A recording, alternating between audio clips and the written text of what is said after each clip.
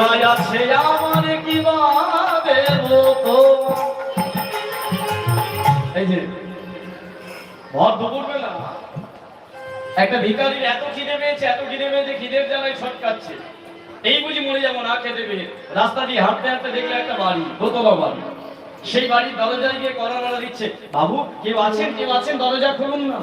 দু চারবার যেই ধাক্কা দিয়েছে একজন বাইরে বেরিয়ে, এই কে তুমি? বাবু আমি একটা ভিখারি।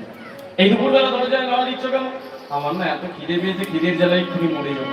তা আমার দরজায় আসতে এলো, সবে খেতে বসেছি আর এই সময় জ্বালাতে হলো তোমাকে। বাবু একটু কিছু খেতে দিন না, না খেতে পেলে মরে যাবো কিন্তু আমার মনে আমি আর সহ্য করতে পারছি না।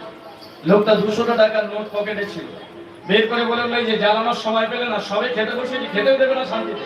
এ নাও টাকাটা নিয়ে কোথাও যাও আর দূর হয়ে যাও, গিয়ে কিছু খেয়ে নাও। দরজাটা মুখের ওপর বন্ধ করে দিয়েছে। আর ঠিক সেই সময় রাস্তার উপাশে একটা বউ ছিল, দেখতে পেয়েছে, গিয়ে হাতটা ধরেছে। বাবা কে তুমি? আমি দেখছিলাম তুমি কি? আর আমি একটা ভিখারি, খিদে পেয়েছে। হ্যাঁ রে মা, ভিখারিদের তো খিদে বেশি, তাই আমার মনে হয় না খেতে পেয়ে মরে যাব।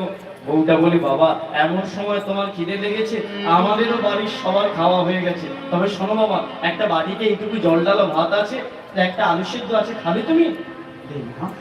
দে আমি খাবো। একটা আসন বিছিয়েছে, আর আসন বিছিয়ে সেই জল ডালা ভাতটা দিয়েছে, আলু সিদ্ধটা রেখে দিয়েছে, ভিখারিটা খাচ্ছে। বাবা আচ্ছা আপনারা বিচার করে বলুন তো, ভিখারি কোনটাতে খুশি হবে? 200 টাকায় না জল ডালা ভাতে? হ্যাঁ, জল ডালা ভাতে। তাহলে 200 টাকাটাই খুশি কেন হবে না? জল ডালা ভাতে কেন খুশি হবে? জল ডালা ভাতে কি আছে? জল ডালা ভাতে আছে প্রেম, ভক্তি, শ্রদ্ধা।